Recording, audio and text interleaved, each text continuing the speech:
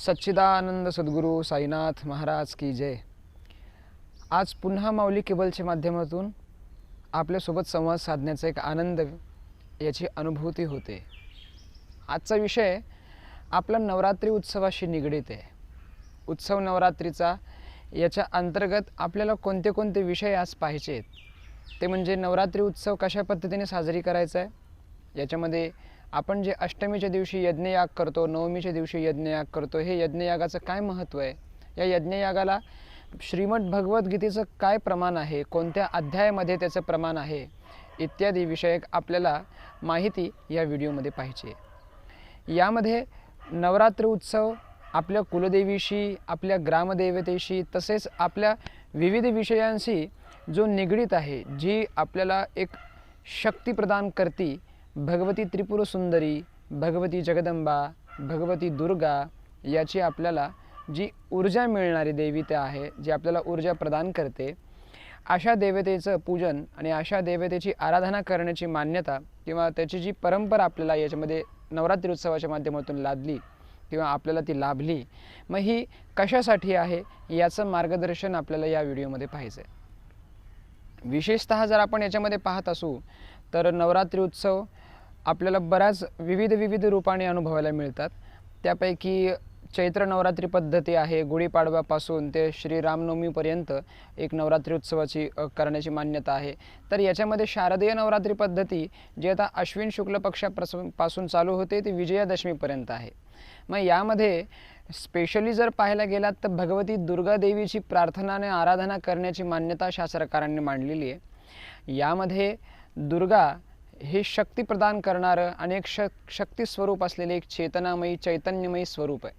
तिचं नाव दुर्गा का पडलं तर दुर्गम नावाचा एक राक्षस, ज्याने तपश्चर्या करून ब्रह्मदेवांकडून वर मागितले, ज्याने त्याच्यातून आपल्याला पूर्णपणे जेवढी शक्ती प्रदान करणारी दैवते आहेत त्यामध्ये ब्रह्मदेवाचं त्यांनी साधना करून आपल्याला त्याच्यामध्ये एक तेज मिळवलं। ब्रह्मदेवाची तेज मिळवल्याच्या नंतर, त्यांच्याकडून आपल्याला वरदान मिळवल्याच्या नंतर त्यांनी ब्रह्मदेवांकडून वेदच मागून घेतले आणि वेद हे राक्षसाच्या अधीन गेल्यामुळे त्या दरम्यान पूर्ण जेवढी पण जीवनसृष्टी आहे याच्या अंतर्गत असलेले यज्ञयाग पूजन पद्धती सगळे बंद पडले। त्याच्यानंतर सर्व आचार्यांनी, ब्रह्मवृंदांनी, ऋषीमुनींनी भगवती जगदंबेची आर्त स्वरूपामध्ये, करुणा स्वरूपामध्ये देवीची प्रार्थना केली। त्याच्यातून भगवती जगदंबा हिने राक्षस ज्याचं नाव दुर्गम आहे त्याचा वध केला। ह्या दुर्गम राक्षसाच्या वधानंतर तिचं नाव दुर्गा असं पडलं।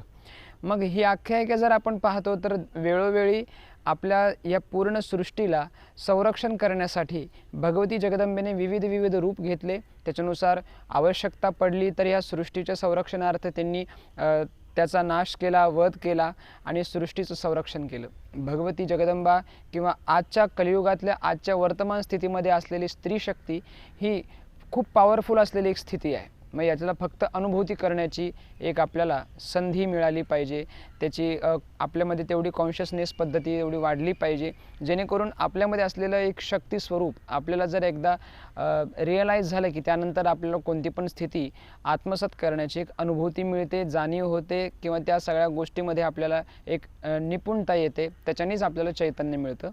ध्यान साधना, त्याच्यानंतर सप्तचक्र मेडिटेशन यांच्या अंतर्गत आपल्याला या सगळ्या गोष्टीची अनुभूती मिळत असते। आपल्याला भगवती जगदंबेने जेवढी स्थिती, जेवढी अनुकूलता याच्यातून प्रदान केलेली आहे, ती अनुकूलता आपल्याला आता नवरात्री उत्सवामध्ये नेमका उत्सव कसा साजरा करायचा आहे याच्या माध्यमातून पाहायचं आहे।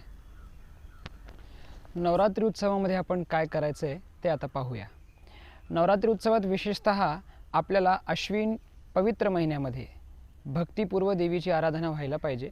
नवरात्राला अकालबोधन नवरात्र असंही म्हटलं जातं। प्रतिपदेला पहाटे उठून स्नानादिविधी आटपून सर्व प्रकारची मांगलिक तयारी करून ब्राह्मणांच्या हस्ते घटाची स्थापना केली पाहिजे। तसंच सप्तशती चरित्रातला एक श्लोक आहे, सप्तशती नावाचा देवीचा ग्रंथ आहे।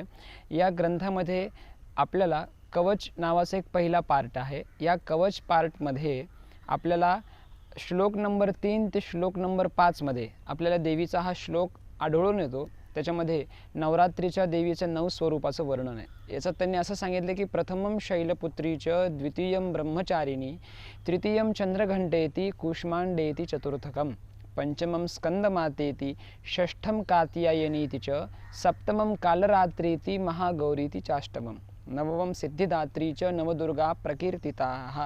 हे त्यांनी नवदुर्गेचं एक प्रमाण दिलेलं आहे. याच्यात त्यांचं काय म्हणणं आहे की देवीचं पहिलं स्वरूप जे आहे हे शैलपुत्री आहे, दुसरं स्वरूप जे आहे ते ब्रह्मचारिणी आहे, तिसरं स्वरूप जे आहे ते आपल्याला देवीला चंद्रघंटा स्वरूपात तिचं दर्शन होतं आहे, चौथं स्वरूप जे आहे ते कूष्मांडा आहे, पाचवं स्वरूप स्कंदमाता आहे, सहावं स्वरूप कात्यायनी आहे, सातवं स्वरूप कालरात्री आहे, आठवं स्वरूप आपल्याला महागौरीच्या रूपामध्ये पाहायला मिळतं आणि नववं स्वरूप हे सिद्धिदात्रीच्या रूपाने आपल्याला दर्शनासाठी मिळते. याच्यामध्ये देवीची नवरात्रीची 9 दिवसाची उत्सव पाहता पाहता या देवीचं 9 प्रकारच्या 9 निरनिराळ्या रूपामध्ये देवी आपल्याला याच्यामध्ये एक दर्शन देत राहते. तिचं स्वरूप त्या पद्धतीने आपल्याला पाहायचं आहे.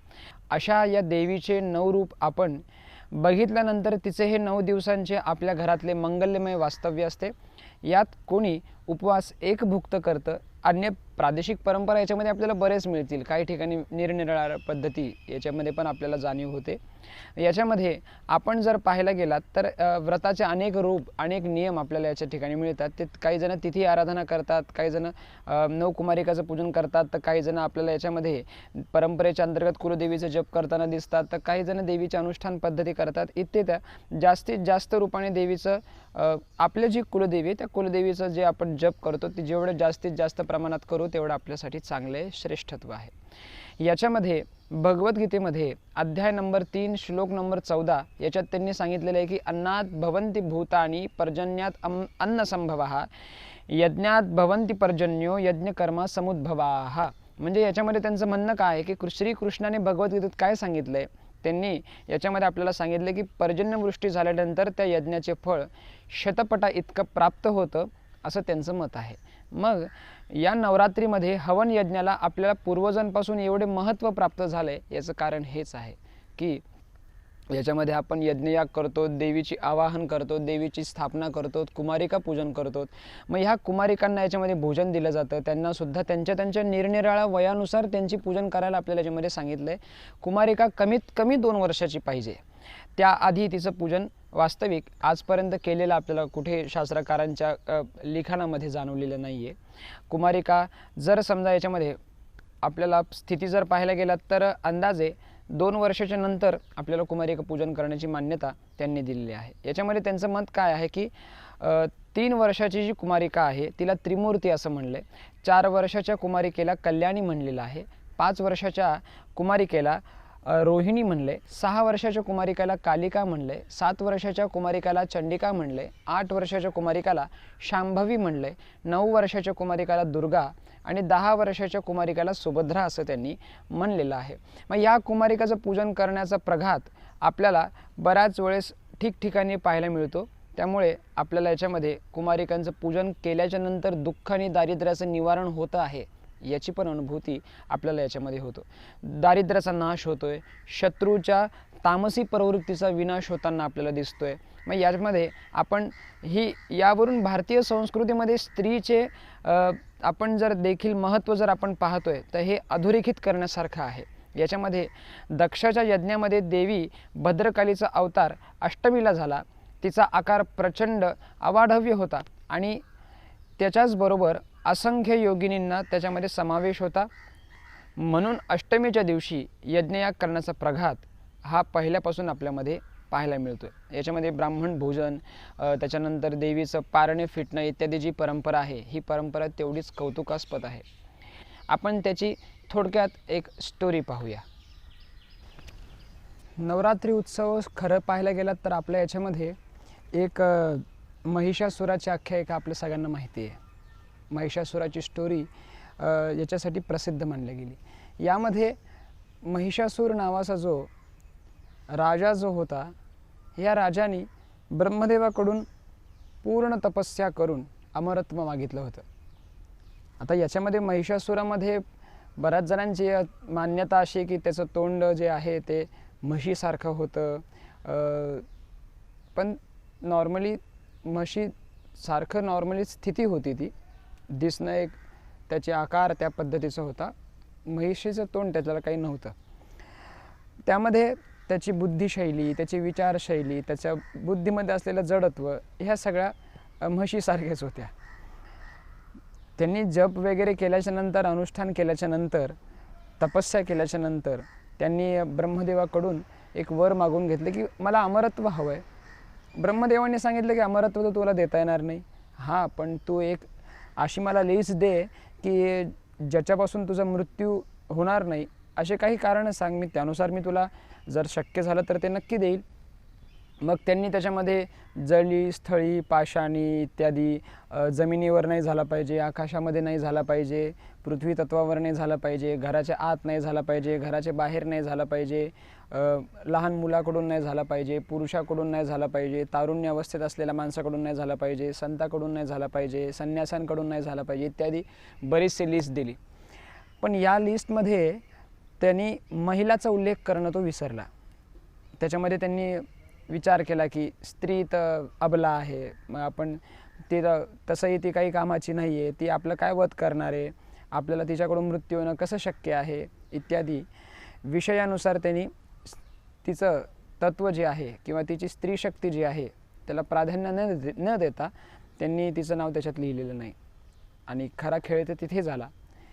ब्रह्मदेवांनी त्यांना वरदान दिलं की तुम्ही जे मागताय त्यानुसार मी तुम्हाला देईन.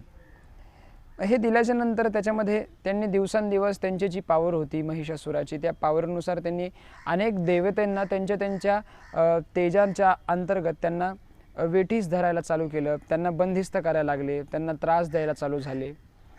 मग हे सगळं झाल्याच्या नंतर ब्रह्मदेवांनी एक त्यांची विष्णू, भगवान महेश आणि ब्रह्मदेव या तिघांमध्ये त्यांची एक बैठक झाली. या बैठकीमध्ये त्यांनी एकमेकांच्या बाबतीत एक चर्चा केली की ही चर्चा महिषासुराला कसं थांबवता येईल, त्यांनी जी आता सध्याच्यामध्ये विध्वंस जो चालू केला आहे सृष्टीचक्रामध्ये, याला कशा पद्धतीने आपल्याला रोखता येईल याच्यासाठीची ही त्यांची बैठक. या बैठकीमध्ये तिघांनी पण ध्यान साधनेच्या माध्यमातून एक प्रत्येकांचं तेज, म्हणजे ब्रह्मदेवाचं तेज, विष्णुदेवाचं तेज आणि भगवान महादेवांचं तेज, या सगळ्यांचं तेजापासून एक तयार झालेली एक शक्ती जी आदिशक्ती म्हणून आपल्या सगळ्यांच्या समोर आली. या आदिशक्तीला प्रत्येक देवतेंनी मग आपापलं तेज देऊन त्यांना अस्त्र, शस्त्र इत्यादी त्या सगळ्या गोष्टी, सगळ्या चैतन्य, तिचं स्वरूप, काही जणांनी आपली ऊर्जा, काही जणांनी आपले आभूषण, काही जणांनी आपले शस्त्र इत्यादी ह्या सगळ्या गोष्टींनी तिला पूर्णपणे तिला अगदी मढवून काढलं. मग या देवीला जर आपण पाहू तर ही देवी पूर्णपणे सामर्थ्यशील, पूर्णपणे सक्षम आणि महिषासुराचं वध करण्यासाठी एक तिचं पूर्णपणे असलेलं कौशल्य, त्याच्यासाठी ती निपुण असलेली एक देवतेचं एक स्वरूप या तीन देवाच्या माध्यमातून आपल्यासमोर आलं. यामध्ये जर आपण पाहायला जाऊ ना तर याच्यामध्ये खऱ्या अर्थाने महिषासुराची ही स्टोरी ऐतिहासिक आहे, इतिहासाच्या दृष्टीने पाहिलं जाते.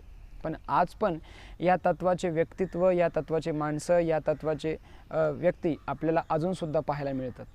आणि त्याच्यावर जर आपल्याला मात करायची जर असेल तर आदिशक्ती जी अबला नाही आहे, जी स्त्री शक्ती आहे, जी पूर्णपणे सामर्थ्यशील आहे, ती एका समाजाला नेतृत्व देऊ शकते, ती ह्या पूर्ण देशाचं नेतृत्व सांभाळू शकते, अशा स्त्री तत्वाला फक्त कोणत्या तरी तेजाची, कोणत्या तरी एक चेतनेची, एक चैतन्य रूपाची, एका विवेकाची फक्त आवश्यकता आहे, नाहीतर ती आदिशक्तीच आहे. थोडक्यात एक तुम्हाला सूत्र सांगू का, तर याच्यामध्ये शिव म्हणजेच आपला हा देह आणि शक्ती म्हणजे आपली कॉन्शियसनेस. आपल्या शिव ह्या शब्दातून, व्याकरणानुसार जर तुम्ही पाहताय तर शिव शब्दातून जर इकार जर काढलाय तर ते शिवाचं शव होतं. म्हणजे जर आपल्या आयुष्यामधून जर शक्तीच गेली तर तो जिवंतपणे मेलेला माणूस आहे.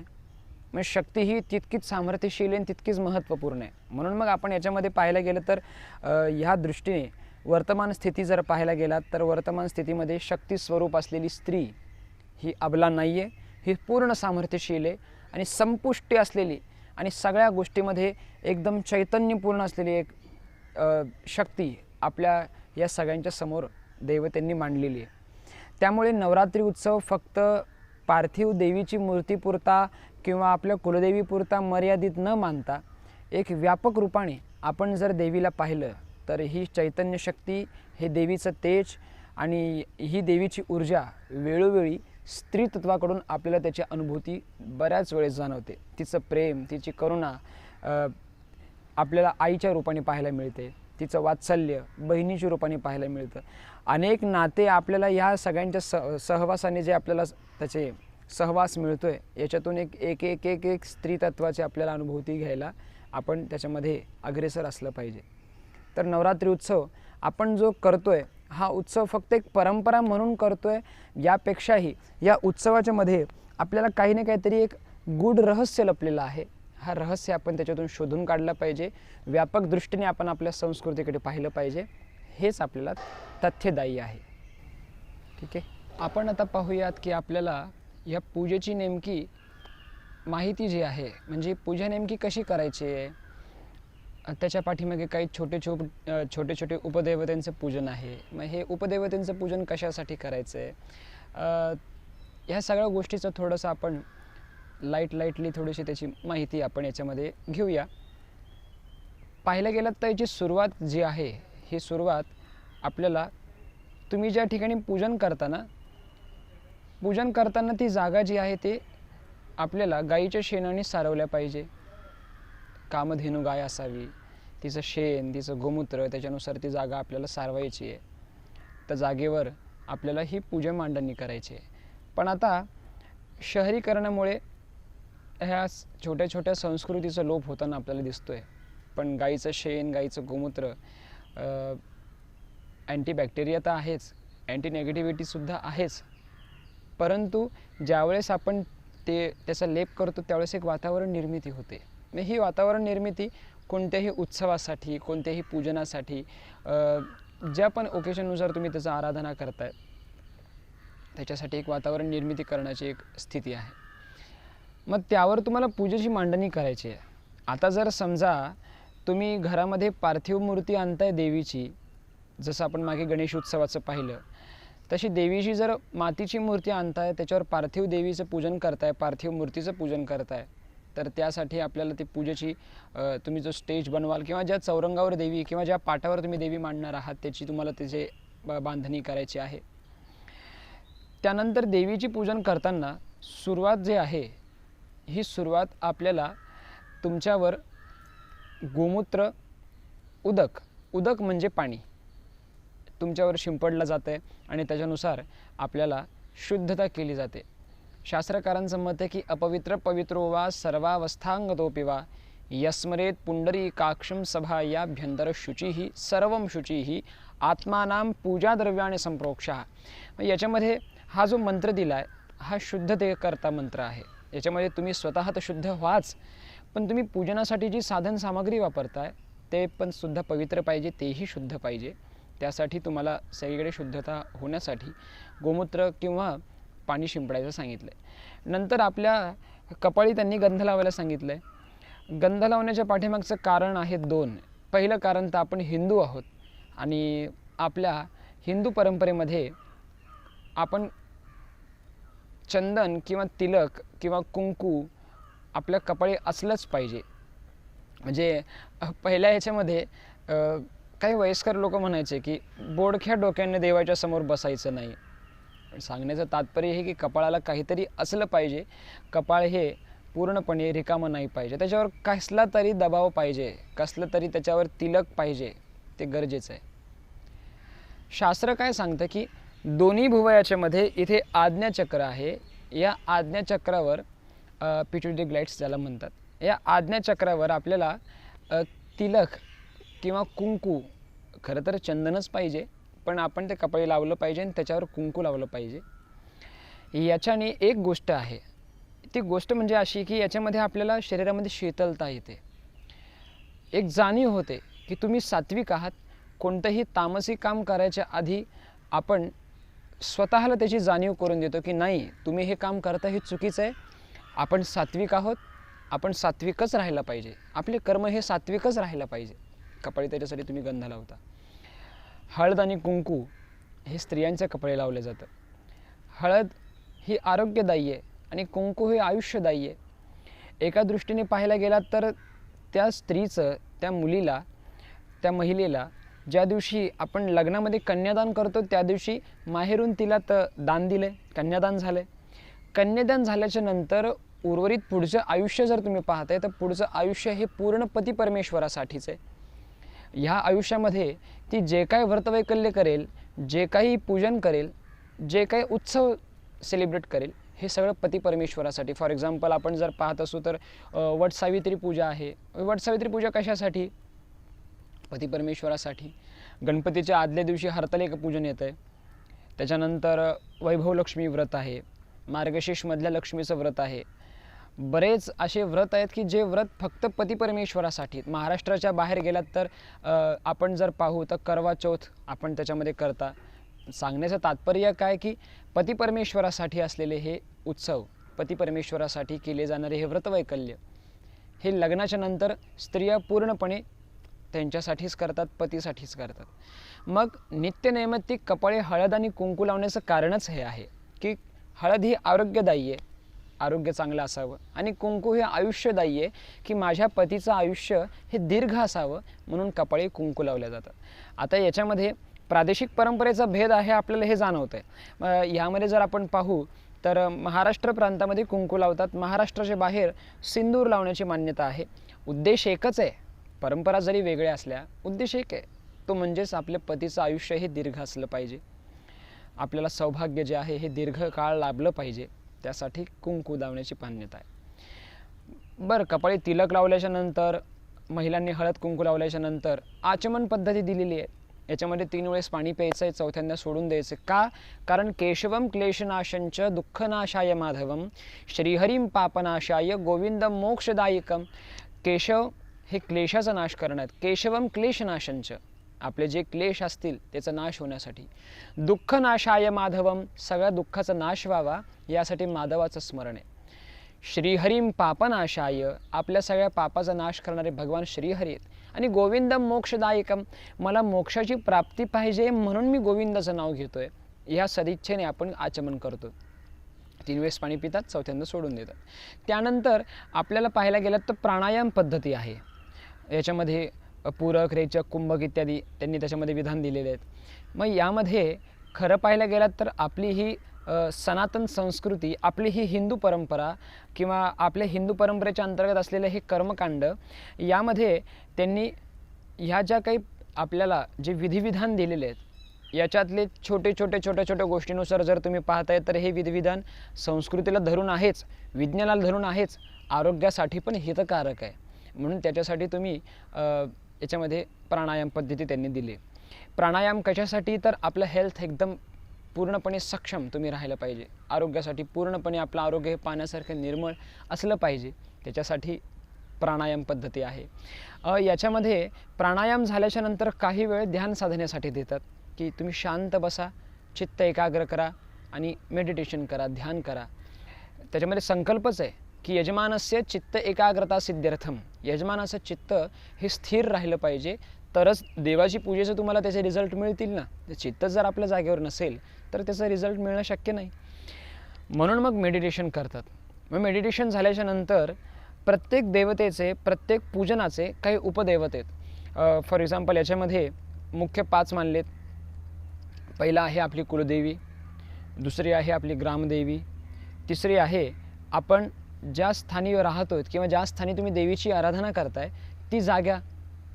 मराठीमध्ये आपण किंवा ज्या आम्ही प्रांतामध्ये राहतोय याच्यामध्ये जागेवाला देवतेचं नाव, नारळ काढण्याची एक मान्यता आहे. म्हणजे थोडक्यात काय तर वास्तुपुरुषासाठी. त्याच्यानंतर मूळ पुरुषासाठी काढण्याची मान्यता आहे की मूळ पुरुषाला पण या ठिकाणी मान दिला पाहिजे. आणि हे सगळं झाल्याच्या नंतर 5वी देवता म्हणजेच मुख्य दैवत, आपण ज्यांची प्रार्थना करतोय, ज्यांची पूजन करतोय. मग ह्या 5 जणांना त्यांचा मान दिल्याच्या नंतर पुढे आपल्याला मोठ्यांचे आशीर्वाद घ्यायचे आहेत. मग मोठ्यांचे आशीर्वाद का? की सुशीलो मातृपुण्येन पितृपुण्येन चातुरः दातार वंशपुण्येन आत्मपुण्येन भाग्यवान. म्हणजे आपल्याला आईचे नमस्कार, आईची पुण्याई, वडिलांची पुण्याई, आजी आजोबांची इत्यादी त्यांनी त्याच्यामध्ये जे दिलेलं आहे याचं सगळ्या गोष्टीचं कारण आहे. या कारणानुसारच आपल्याला त्याची पद्धतीची अनुभूती होत राहते. मग त्याच्यानंतर त्यांनी संकल्प विधान केलं आहे की संकल्पाशिवाय सिद्धी नाही, हे शास्त्रकारांचं मत आहे. म्हणजे तुम्ही जी पूजा करताय, उदाहरणार्थ आपण गणपती उत्सवामध्ये गणपती बाप्पाची स्थापना केली, देवी उत्सवामध्ये देवीची प्राणप्रतिष्ठा करतोय, किंवा अन्य आता ज्योतिषी असल्या कारणाने बऱ्याच वेळेस कुंडलीचं मार्गदर्शन करण्यासाठी कार्यालयामध्ये लोक येतात. त्यामध्ये आपण कुंडली पाहताना त्याच्यामध्ये कोणत्या तरी विषयक दोष निघतो. फॉर एक्झाम्पल कालसर्प असेल, फॉर एक्झाम्पल चांडाळ योग असेल, फॉर एक्झाम्पल शापित योग असेल, किंवा विष योग असेल, विवाहासाठी अडथळे असतील, राजनैतिक क्षेत्राच्या दृष्टीने, व्यावसायिक दृष्टीने, आरोग्याच्या दृष्टीने, अन्य विषयक अन्य याच्यामध्ये बरेचसे विषय आपल्याला निघतात. मग ह्या विषयासाठी तुम्हाला त्याच्यावर पर्याय करण्यासाठी काही पूजन पद्धती शास्त्रकारांनी मांडल्यात. मग या पूजन पद्धतीमध्ये तुम्ही फॉर एक्झाम्पल तुम्ही महालक्ष्मी पूजन करताय, पण ती महालक्ष्मी पूजन तुम्ही का करताय, कशासाठी करताय, तुमचा याच्या पाठीमागचा हेतू काय, हे तुम्हाला संकल्पामध्ये मांडायचं आहे. मराठीमध्ये आपण त्याला गाराणं म्हणतो, काही जण साकडं म्हणतात, की म्हणजे नेमकं तुमचा याच्या पाठीमागचा हेतू काय हे तुम्हाला त्याच्यामध्ये मांडायचं आहे. मग संकल्प केल्याच्या नंतर तुम्ही त्याच्यामध्ये सगळा उल्लेख करता. संकल्प झाल्याच्या नंतर गणपती बाप्पाचं स्मरण आहे. गणपती बाप्पाची पूजा करावी, सगळ्यात पहिल्यांदा करावी, त्याच्या पाठीमागे एक पौराणिक कथा आहेत. परंतु याचं उत्तर काही दिवसांपूर्वी एका लहान मुलीने मला विचारलं होतं की गणपती बाप्पाची पूजा स्टार्टिंगला का करतात. मग त्याचं उत्तर वास्तविक आपल्याकडेच आहे, की त्यांचं मत काय आहे की निर्विघ्नं कुर्मे देव सर्व कार्येषु सर्वदा. गणपती बाप्पा हे विघ्नाचं हरण करणारं दैवत आहे. मग त्यांचे जर आपण पूजन करतोय तर सर्व कार्य हे निर्विघ्नपणे पार पडेल. त्यासाठी गणपती बाप्पाची पूजा ही आपण पहिल्यांदा करतो. मग गणपती बाप्पाचं स्मरण करून, गणपती बाप्पाचं आवाहन करून सगळ्यात पहिलं पूजन करतात ती सूर्यनारायणाची. सूर्यनारायण हे तुम्हाला रोगप्रतिकार करण्याची क्षमता देतात.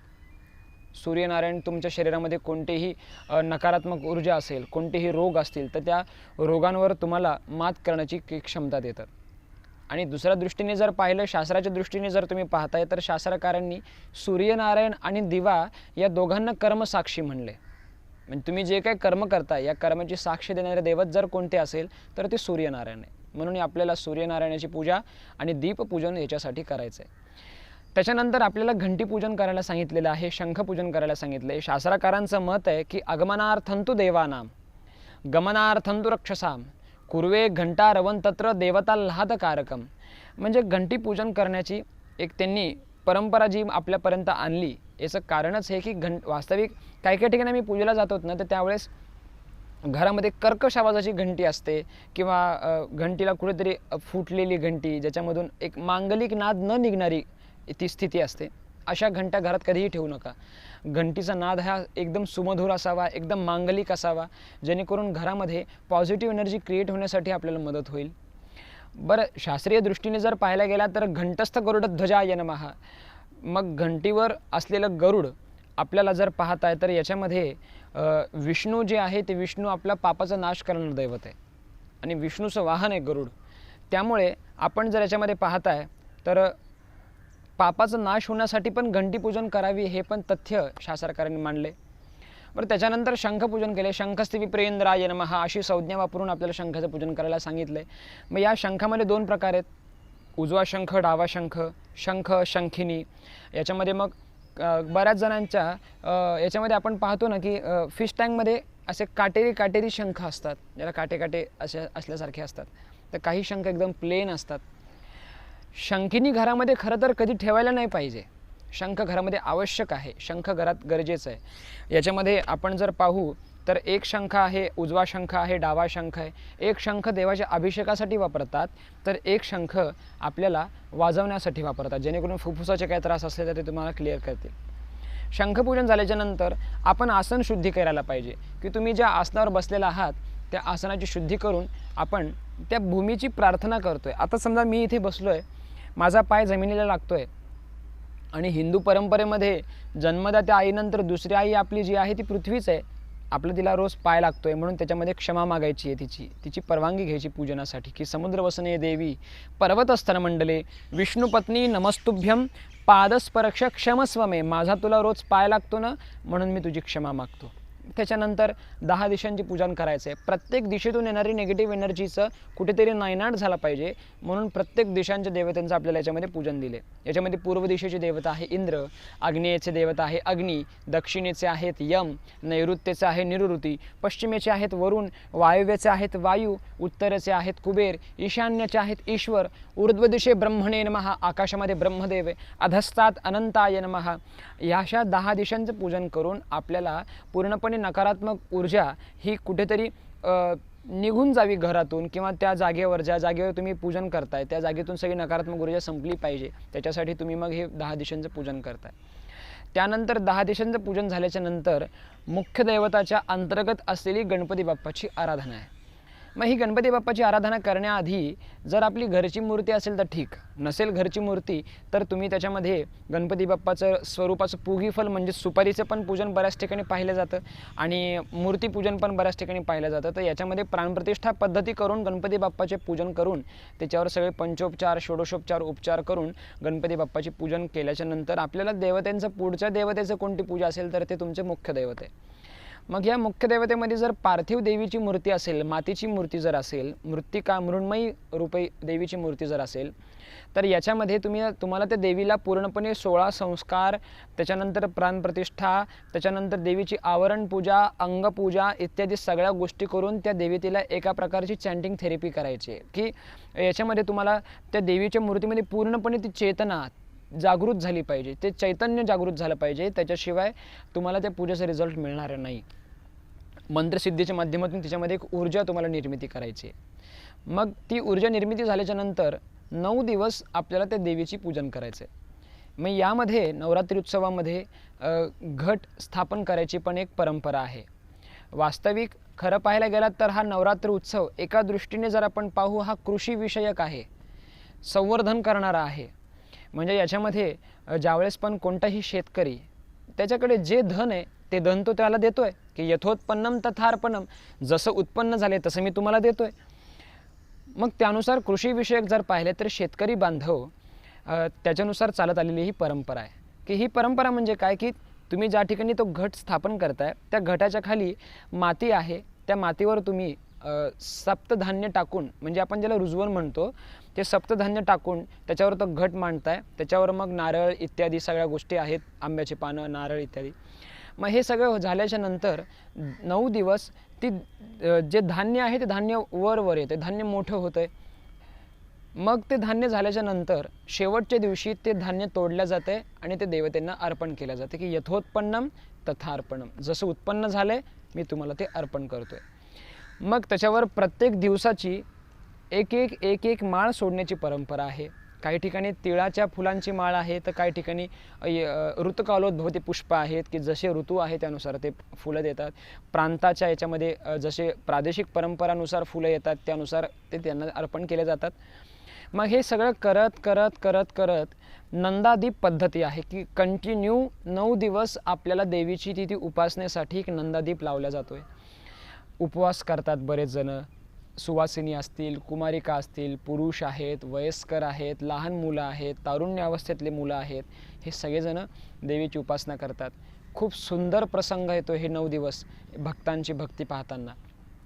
काही जण खूप लांब जात आहेत जॉबला पण बिना चप्पलीचे, चप्पल न घालता देवीचा उपवास करताना शक्ती नाही शरीरात, सामर्थ्य नाही, पण एकाग्रता असते, एकनिष्ठता असते की आपण जे करू हे फक्त आणि फक्त देवीसाठी आहे. ती आपल्यासाठी काही ना काहीतरी सगळं करेलच, पण निस्वार्थीपणे देवीची आराधना करताना तरुणाईमध्ये हा सध्या एक वातावरण जाणवते. खूप कौतुक आहे की एक तरुण याच्यामध्ये होतोय. बऱ्याच जणांकडून आम्हाला सांगितलं जातं की पुढची पिढी जी आहे ती पुढची पिढी बिलकुल याच्यात येणारी नाही आहे, पण नाही, तसं नाही. जवळजवळ 99% पिढी मी पाहिलेली आहे की ही पिढी पूर्णपणे आपली आध्यात्मिक संस्कृतीमध्ये स्पिरिच्युअल एनर्जीला अनुभव करते. पूजालयाच्या माध्यमातून बरेच जण तरुण पद्धतीमध्ये किंवा तरुण पिढीला भेटण्याचा योग येतोय. भगवद्गीतेच्या शिक्षणाच्या अंतर्गत किंवा कॉलेजच्या लेक्चरच्या अंतर्गत कोणत्याही माध्यमातून त्यांची भेट होतेच आहे. त्यांचा संग्रह, त्यांचा याच्यामध्ये काव्यपंक्ती, विद्यार्थ्यांचा स्पिरिच्युअल एनर्जीवर असलेले बोध, त्यांची त्याच्यावर असलेला अभ्यास पाहून इतका आनंदमय वातावरणाची अनुभूती होते की त्याच्यामध्ये कौतुक जेवढं काढावं तेवढं त्यांचं कमी आहे. मग याच्यामध्ये या सगळ्या गोष्टीचा अनुभव घेत आपली ही जी परंपरा जी शारदीय नवरात्रीच्या माध्यमातून आपल्यामध्ये आली, ही परंपरा प्रत्येक प्रादेशिक परंपरेनुसार आपल्याला बऱ्याच ठिकाणी वेगवेगळ्या रूपाने जायला भेटते. जर आपण पाहू तर शिवाजी महाराजांच्या काळामध्ये गडावर ज्यावेळेस नवरात्री उत्सव होत होता त्यावेळेस शिवाजी महाराजांनी एक गोंधळीच्या रूपामध्ये भिक्षा मागितलेली आहे, गोंधळ मागितलेला आहे. त्यावेळेस त्यांनी भुत्याच्या स्वरूपामध्ये गोंधळ मागितलेला आहे, अशी पण एका ठिकाणी मी स्टोरी वाचलेली आहे. म्हणजे राज्यकर्ते लोकांनी सुद्धा, राजा महाराजांनी सुद्धा याच्यामध्ये पूर्णपणे रुची दाखवलेली आहे, पूर्णपणे एकदम इंटरेस्टने ही विधान केलेलं आहे. त्याच्यामुळे याच्यामध्ये कोणतंही अवडंबर नाही आहे, याच्यामध्ये कोणतीही अतिशयोक्ती नाही आहे. जी आहे ती फक्त विधान आहे, जे आहे ते विज्ञान आहे, जे आहे ती श्रद्धा आहे. आणि शेवटी श्रद्धायां लभते फलम, श्रद्धा जर असेल तरच फळ आहे. म्हणून मग याच्यामध्ये नवरात्री उत्सव फार इंटरेस्टिंग आहे. वेळ कमी आहे त्याच्यामुळे थोडक्यात आपल्याला त्याच्यामध्ये विश्लेषण दिलं आहे. पुढच्या वेळेस ज्यावेळेस पण आपण देवीच्या रूपाने कोणत्याही विषयावर चर्चा करण्याच्या हेतूने तुमच्यासमोर येईल त्यावेळेस विस्तृत चर्चा करेलच. पण आज याच्यामध्ये नवरात्री उत्सवासाठी जेवढी पण याच्यावर चर्चा झाली खूप आनंद झाला आहे. आणि एक मानसिक आनंद आपण याच्या माध्यमातून म्हणतो ना की माऊली केबलच्या माध्यमातून तुमच्या सगळ्यांसोबत येण्याचा एक चान्स मिळतो आहे. आणि तो चान्स आम्हाला दरवेळेसच असा मिळत राहो त्याच्यासाठी तुम्ही लोक पण समर्थन करता आहातच.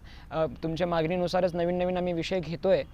पण यामध्ये आपण नवरात्री उत्सवाच्यासाठी जर अजून काहीही शंका जर असेल तर तुम्ही आम्हाला थेट संपर्क करू शकता. याच्यामध्ये खाली लाईनमध्ये आमचा नंबर जातच आहे, तुम्ही आम्हाला थेट कॉल करू शकता. आज ह्या विषयावर आपण इथेच विश्रांती घेऊ. परत नवीन कोणता तरी विषय घेऊन आम्ही आपल्यापर्यंत येऊच. पुढच्या गुरुवारी पुन्हा नवीन विषयाने आणि नवीन एक चर्चा करण्यासाठी ह्याच उत्साहाने आणि ह्याच चैतन्याच्या अनुभूती करण्यासाठी आपल्यापर्यंत पुन्हा येईल. नक्की आपल्याशी भेटेल. तोपर्यंत ओम साईराम. सच्चिदानंद सद्गुरू साईनाथ महाराज की जय.